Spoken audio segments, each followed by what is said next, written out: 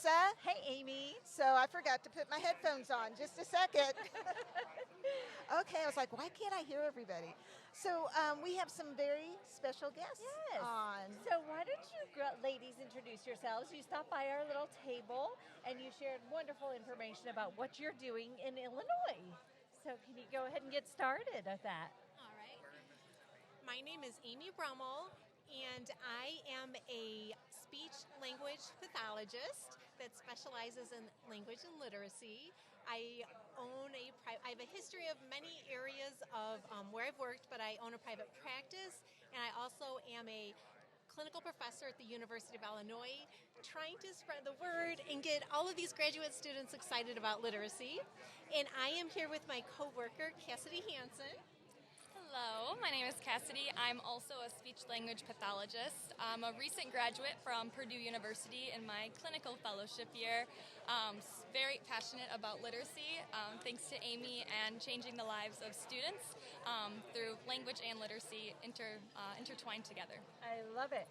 So you ladies were telling us before we got started a little bit about what how you go about this language and literacy entwinement. So can you tell us a little bit more about what you do? Yes. So we come from the idea that reading is 100% language. You cannot take out the language from reading. So it's a very prescriptive way that we treat at our private practice.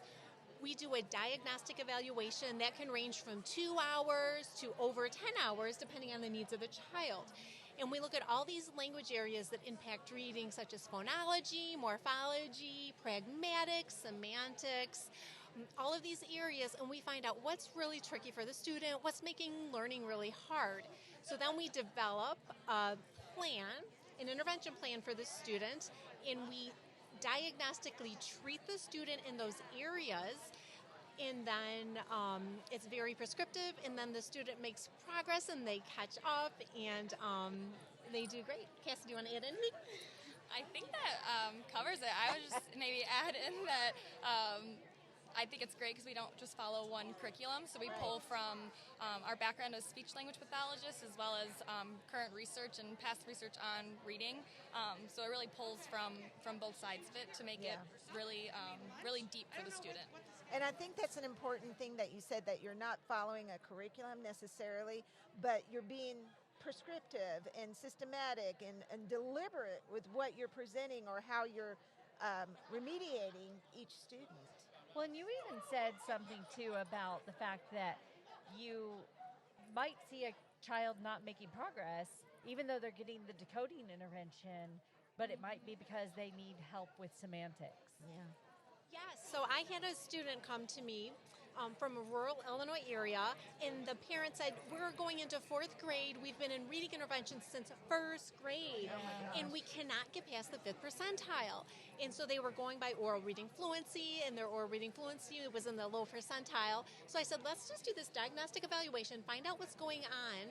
And the student had trouble with semantics. So when we read, we're always thinking, or we should be if we have enough brain power available to get past that decoding.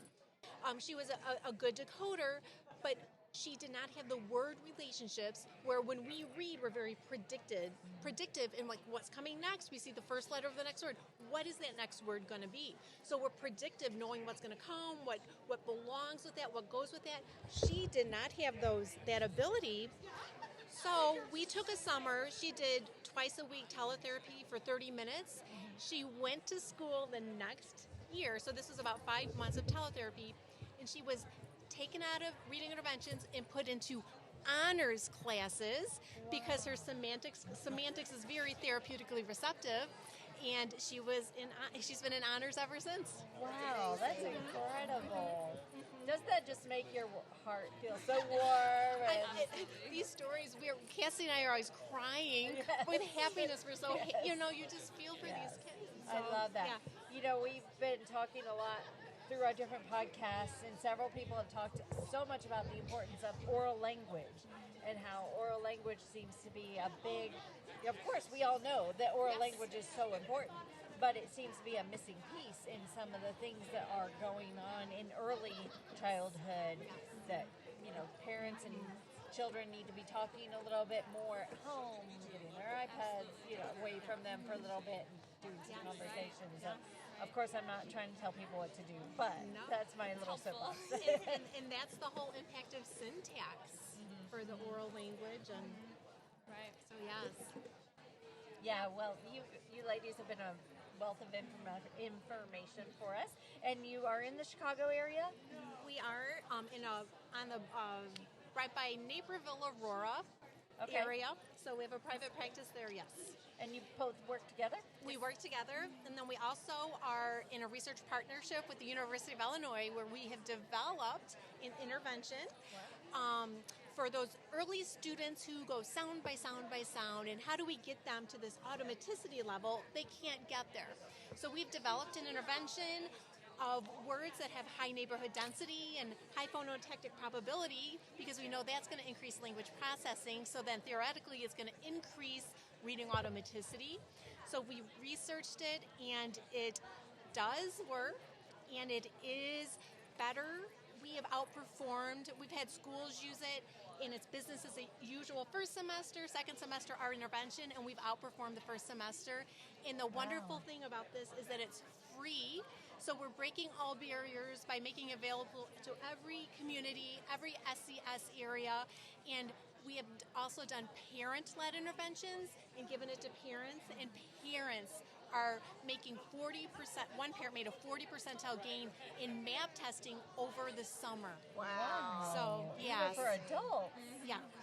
Well, for doing it with their children. Okay. Yeah, doing it with their children, yes. So we're trying to help everyone so everyone can read. Awesome. So what is this called?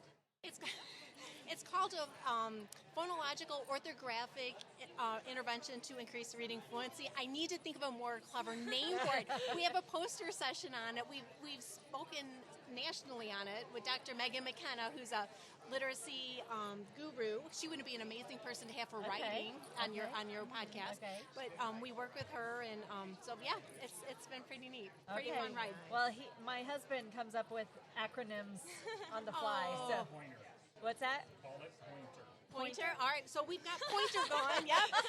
We actually have a poster session on it Saturday, so we'll be doing that. So, yeah. First thing I thought of, it has pointer in it.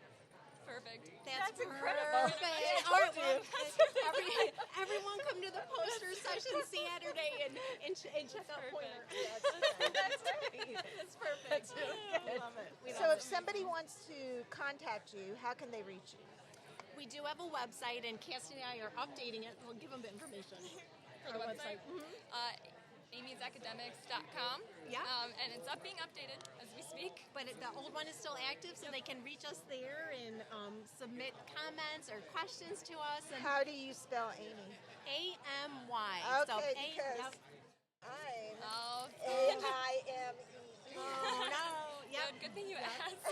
Yes, for sure. Okay, so it's Amy Academics. Amy's, AMYS. Yep.